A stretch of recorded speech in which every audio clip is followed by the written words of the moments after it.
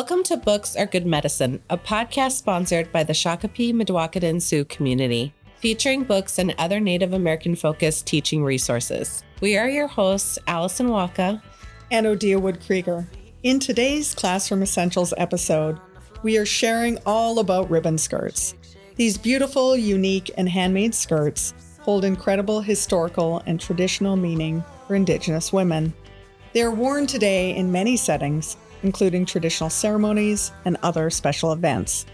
Our guest today is educator and seamstress Rachel King. Rachel is the Minneapolis site coordinator for Red Lake Nation College and is an enrolled member of the Red Lake Nation.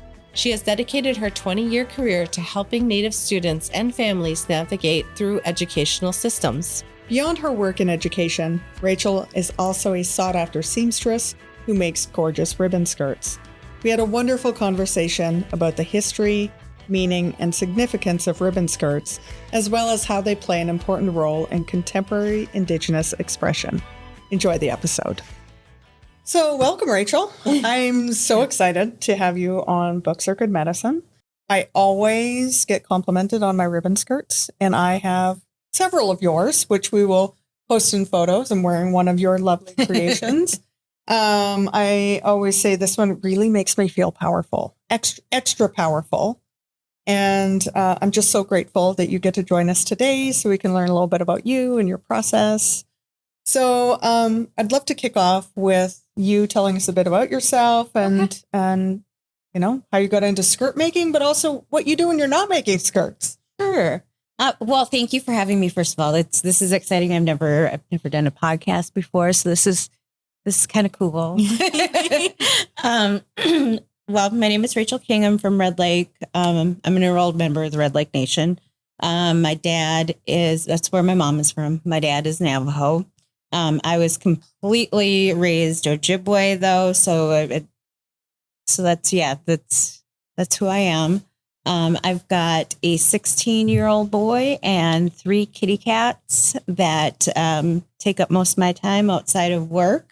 I work for Red Lake Nation College, and we just opened a new site here in Minneapolis, downtown Minneapolis, and it's beautiful. Come check out the building if you have a chance. We're doing things. We're doing good things, and it's lots of fun. I really enjoy working with the students. It's hard work. It's a lot of work, but oh my gosh, to see the looks on the students' faces is just priceless when you see them get it. Yeah. So, yeah. Red Lake has just been leading the way in a lot of areas and here in the cities, and they do a lot for the community down here, especially with housing as well. Yes. Yeah. And I just was at Red Lake for tribal state relations training. Mm-hmm. And we were at the wellness center. Yeah. And that was that was so nice. And the food was so good. Oh my goodness. Good. So, of course we had, what was it? Was it walleye? We had, it was just really, really good food.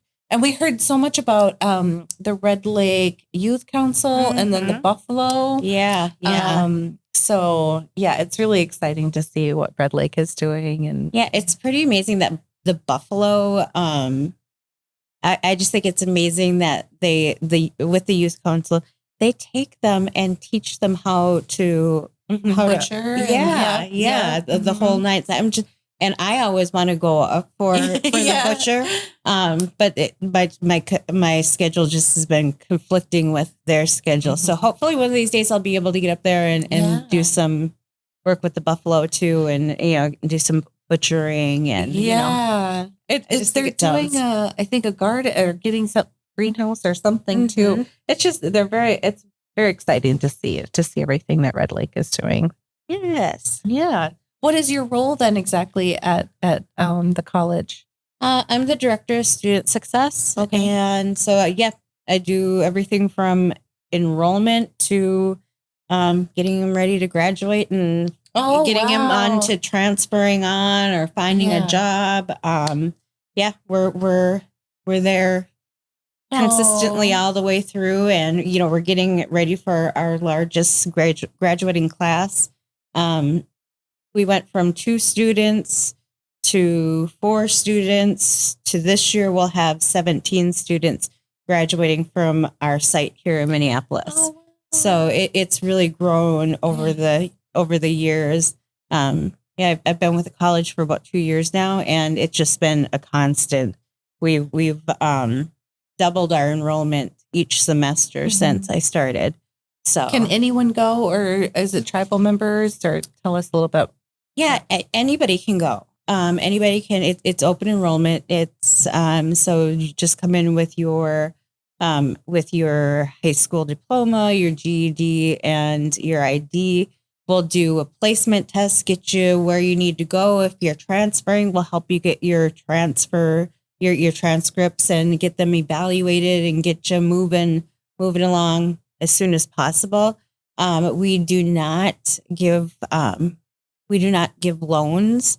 So everything is done with grants and scholarships. Oh, wonderful. To get students through without any debt. Yeah. So that and that in that it is in we do for students that are tribal members of different tribes, we help them navigate through that scholarship process through their tribe.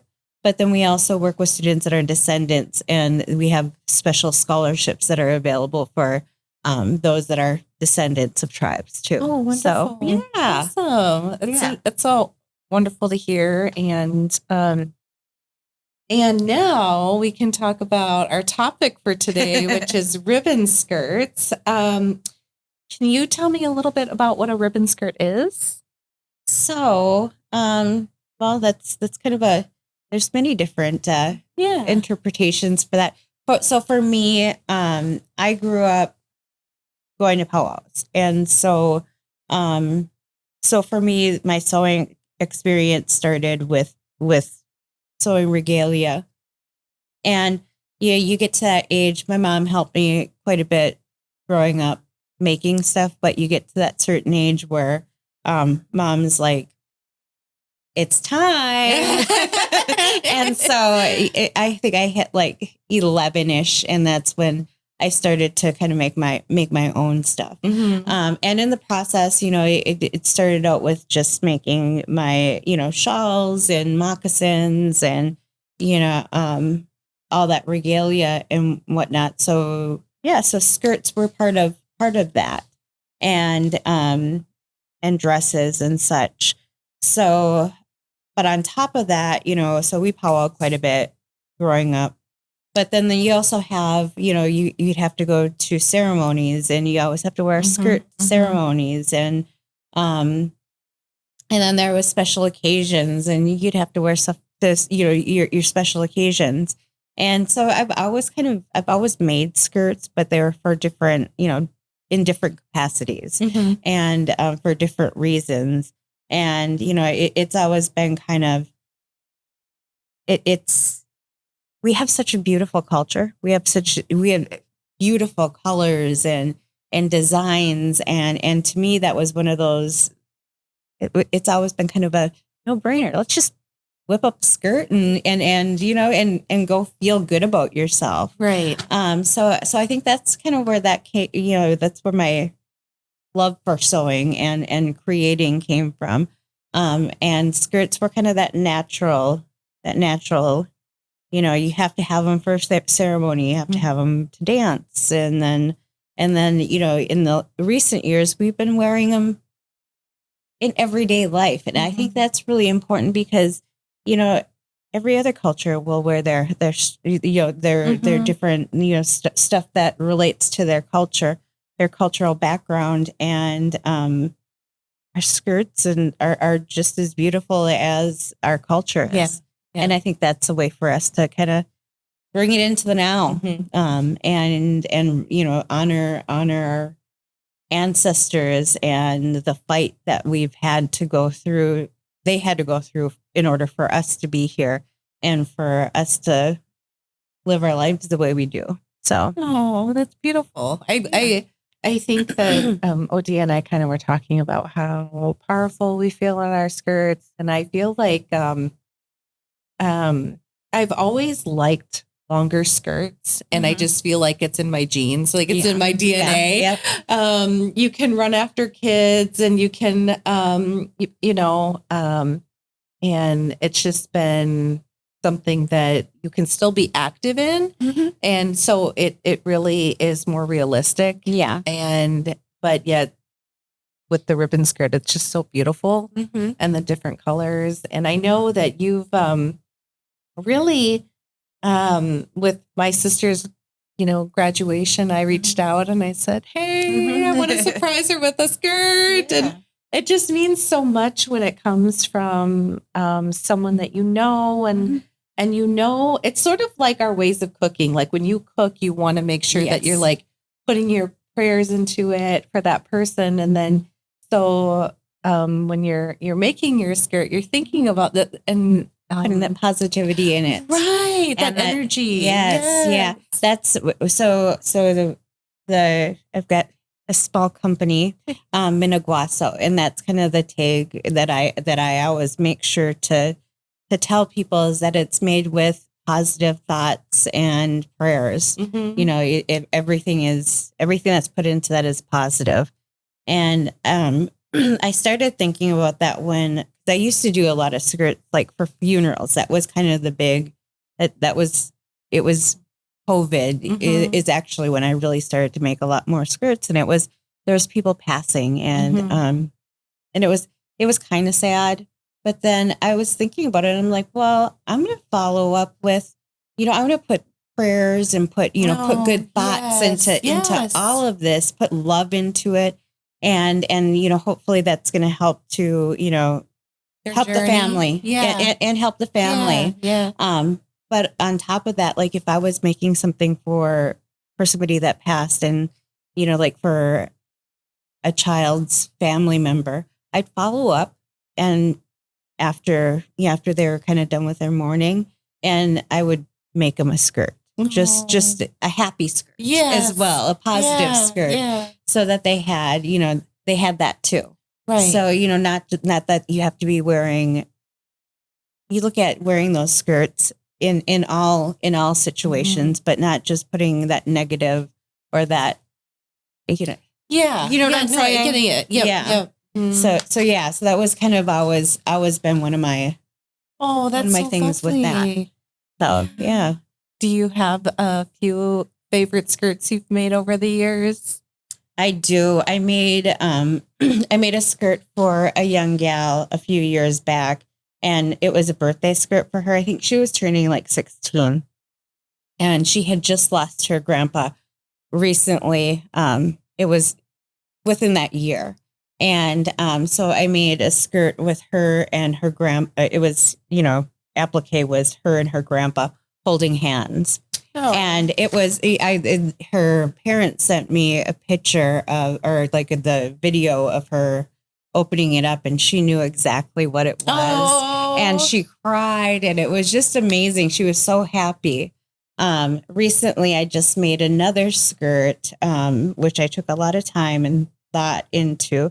But I made one for a museum that's just around the corner here, the M. Oh yes, I saw a picture of it. Yeah, yes. So I'm really excited about that one.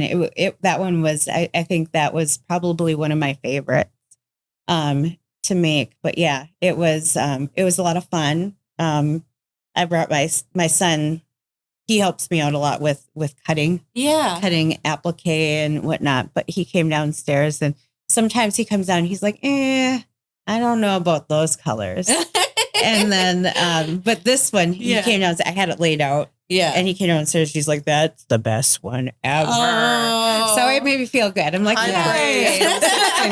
coming from a teen. Yeah. Yes. Yeah. Oh my gosh. So how long is that going to be on display for then? Is it just... It's permanent. Oh, wonderful. Yeah. It'll be at the entrance. Exhibit opens on the 26th of October. Okay. So yeah, that's pretty exciting for me. Yeah. So you talk about sort of your process for creating these, like, having clear mind and confusing prayers. Are there any other protocols you think about or try to, recommend that people follow when it comes to skirts, guidelines? For me, I always make sure that I talk to the person and see what they're thinking and what their thoughts are behind it. I also like to ask, what's your clan? What do you, because there's different colors for different clans. Do you want to incorporate your clan? Do you want to, it depends on, what it's for. There's some skirts, for ceremonies, they're going to be longer and just kind of more conservative. Whereas, something that you're going to wear for a celebration or something, you can go all out and just be fancy schmancy and, whereas, I guess, even I think things are kind of, again, I feel like we're also moving into a place where, ribbon skirts can be worn every day and in everyday life or, business wear and whatnot. So, I'll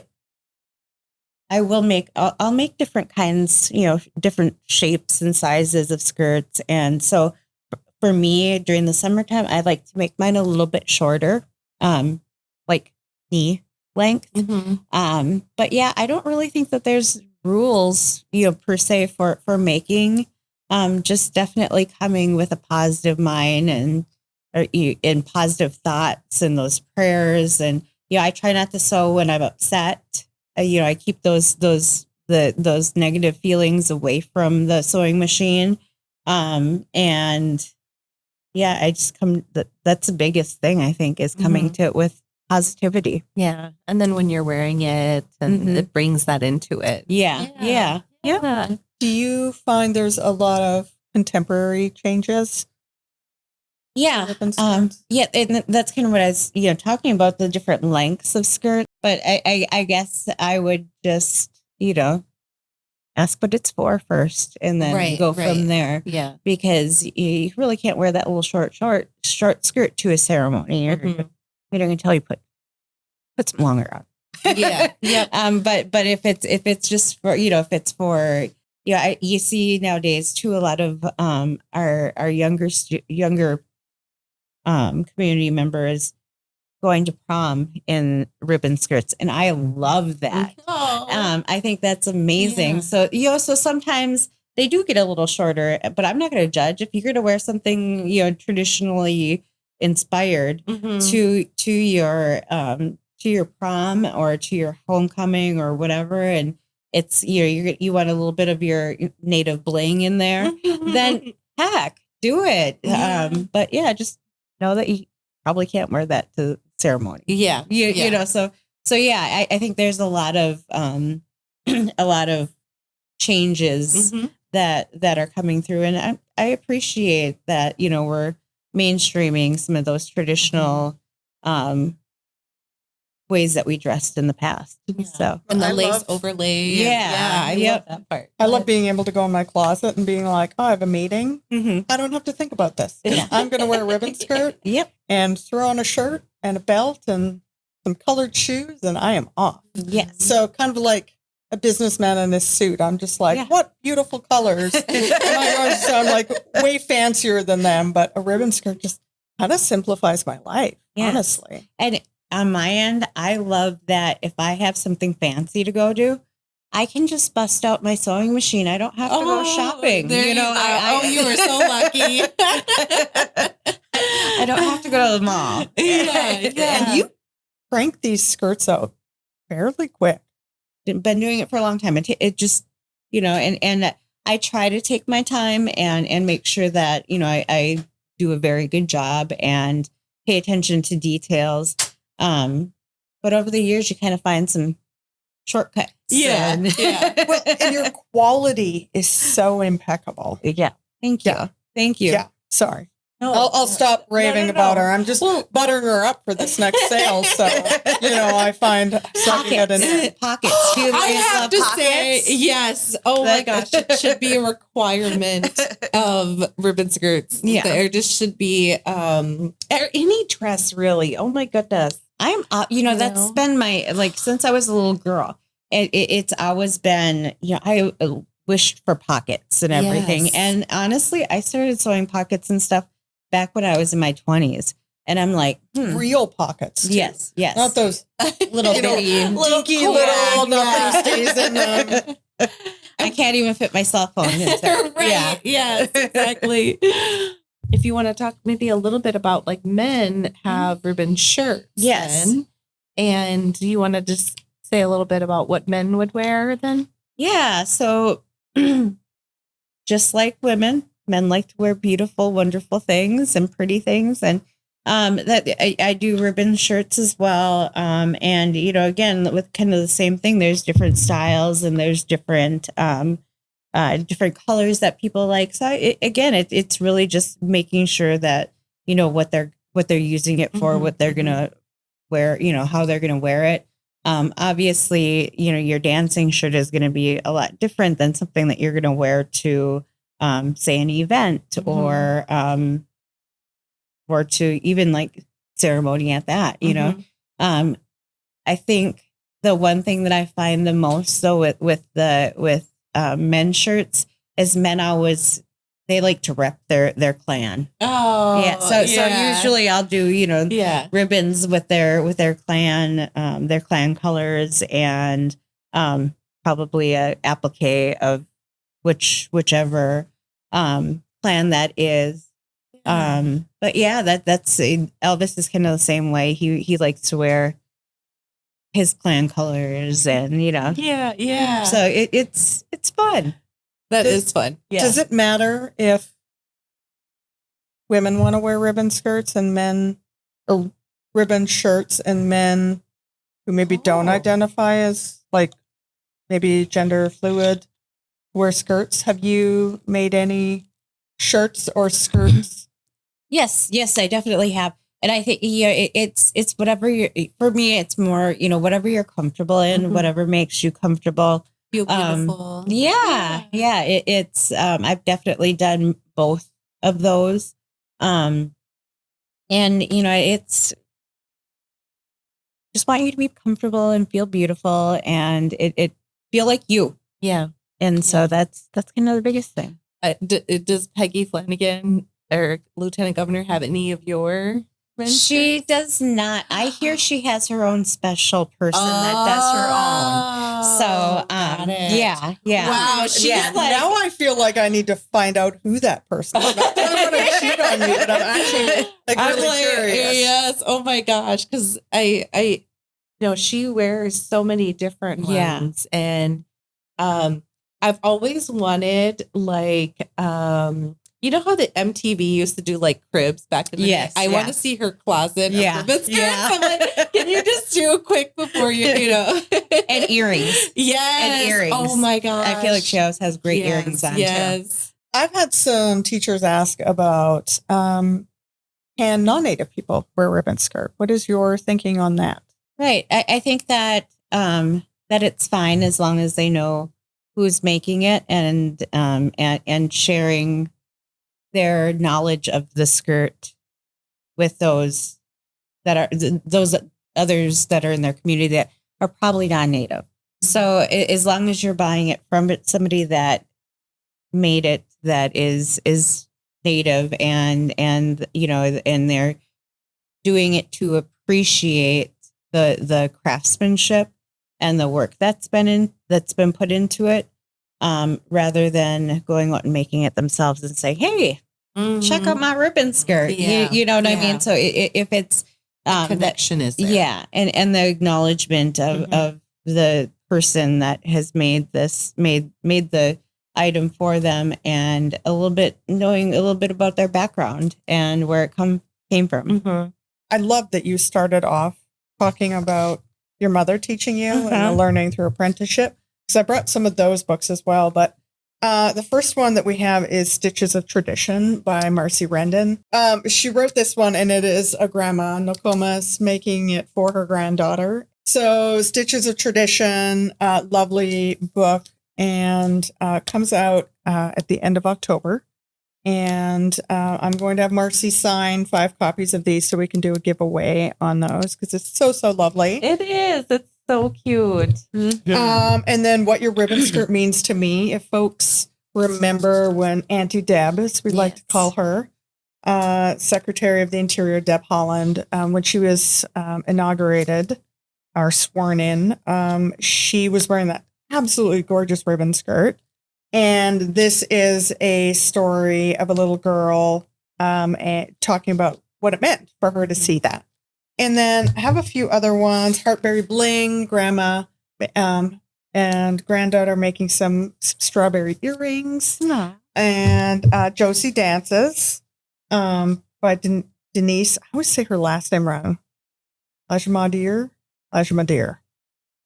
And Hayden and Louisa's sister, Angie, who's an MD. Like, really? You need to be a doctor and an artist? Yeah. Like, seriously, Angie? And this one is community of women helping a young girl create her regalia. And then the last one, Jingle Dancer by Cynthia Leidick Smith. And this one, the main character wants to dance, but she doesn't have enough jingles. And so she goes and speaks to all the women in her community, and they gift her with some of their jingles. I feel like that was the first, that's a classic. That it is. Yeah. And it's, Heart Drum is, the imprint, and they did Marcy's book, Stitches of Tradition, and Heart Drum, as you know, native imprint of HarperCollins. So some really cool stuff comes out of there. And as a result of Cynthia Leidick Smith's incredible work that promoting Native writers. So you're a teacher as well of sewing, right? Yes, I do several classes throughout the metro area. We also do open sew where people can bring in, community members can bring in their projects that they're working on, or if they're having problems figuring out their sewing machine, anything like that. And we all help each other. Oh, I love that. It's you bring in your say you're bringing in moccasins, and you're just like, oh, I do, yeah. And so that there's somebody in our group that can help you with that, and it's amazing and wonderful. So we do it once a month, usually the second Sunday of the month at the Red Lake Nation College. Does Herman come to those? Herman, he hasn't, but he should be coming to those because he's actually Buddy should be coming to those because Buddy's my other cat, and she's my supervisor in the quality sewing control. Yes, in the sewing room. She lets me know with a really fierce if things are not going well. So you're like, she okay, should be pause. Yep. So she should be hanging out and helping with that. But these classes and these gatherings that we do with the sewing that are surrounded by sewing and beading and all the different crafts, I just think is amazing because we need to keep these going. We need to teach people how to sew, how to in a positive environment. Yes. And so I love doing that kind of thing. Anything where I can help people continue to sew, or and there's nothing better than watching a young person get behind the sewing machine and be kind of scared at first, and then an hour later they're like, I don't want to quit. I'm going to keep going. Can we just keep going for a little bit longer? That to me, that's like the best feeling in the world. I'm like, score, we got another one. You also have Minneapolis Public with their skirt and shirt making for their students. Yeah, for their seniors. Graduation. Yeah. So you are just incredibly generous with your time and your skills and, actively working to make this community more and more beautiful with every single stitch. I love it. I love it. I love my community. I love you guys. And so, yes. Yeah. High five. Right? And I'll have the folks who create this podcast. You gifted me an absolutely gorgeous ribbon skirt for my recent graduation from a master's. And it was just, I had so many compliments. People were just like, this is the most beautiful skirt I've ever seen. I was like, you should see who made it. She's amazing. And I sent them your details. So thank you so much for sharing your gifts with us. Yes, thank you. Thank you for joining us for this episode of Books Are Good Medicine. Subscribe to our channel on Apple Podcasts or Spotify. You can also visit our website, booksaregoodmedicine.com, to find episodes and resources or to send us a comment. This podcast is sponsored by the Shakopee, Metawakan Sioux community and produced by Goff Public. Our theme music is Stomp Dance by Blue Dog. The opinions expressed on the Books Are Good Medicine podcast by its co-hosts and guests are their own in their personal capacities and do not necessarily reflect the views of any organization with whom they are affiliated or of the podcast sponsor.